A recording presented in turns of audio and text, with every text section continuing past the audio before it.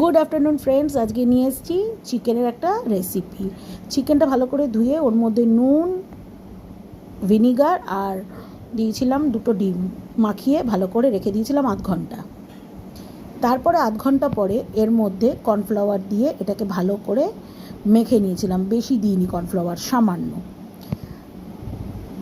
এদিকে ফ্রাইং প্যানে আমি তেল গরম করতে বসিয়ে দিয়েছিলাম।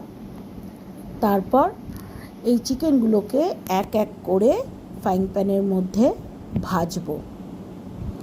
একটু ব্রাউন ব্রাউন যেই হয়ে যাবে দুই পিঠটা, এগুলোকে তুলে রেখে দেবো। এরপরে আবার ফ্রাইং প্যানে যে তেলটা ছিল ওইটার মধ্যে আদা আর রসুন কুচনো দিয়েছিলাম। আর এদিকে সসটা করেছিলাম হলো গোলমরিচের গুঁড়ো, tomato sauce, chilli sauce, vinegar, soya sauce আর পাস্তার একটা সস দিয়েছিলাম। তো তোমাদের কাছে যদি পাস্তার সসটা না থাকে, তোমরা রেড চিলি একটু সিদ্ধ করে নিয়ে শুকনো লঙ্কা ওটাকে বেটে নিতে পারো। আচ্ছা, এরপরে আমি দিয়েছিলাম হলো বিনস আর কাঁচা লঙ্কা আর গাজর একদম ছোট ছোট করে কেটে নিয়েছিলাম, কেননা আমি আজকে যেটা বানাচ্ছি সেটা হলো চিকেন মাঞ্চুরিয়ান।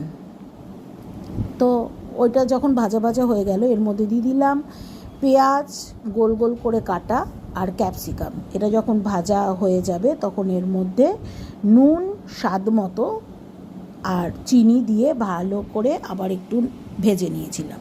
তারপরে যেই সসটা মিশ্রণটা তৈরি করে রেখেছিলাম সেটা এর মধ্যে দিয়ে ভালো করে একটু কষিয়ে কষিয়ে উষ্ণ একটু গরম জল দিয়ে চিকেনগুলোকে এর মধ্যে দিয়ে একটু ফুটিয়ে যখন ফুটে গেল তখন এর মধ্যে ওপরে পেঁয়াজ পাতা ছড়িয়ে দিলাম।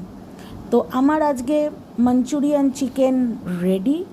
তোমরা এটাকে অতি অবশ্যই ট্রাই করবে, আর যদি ভালো লাগে আমার ভিডিওগুলো তাহলে লাইক, কমেন্ট, শেয়ার করে দেবে।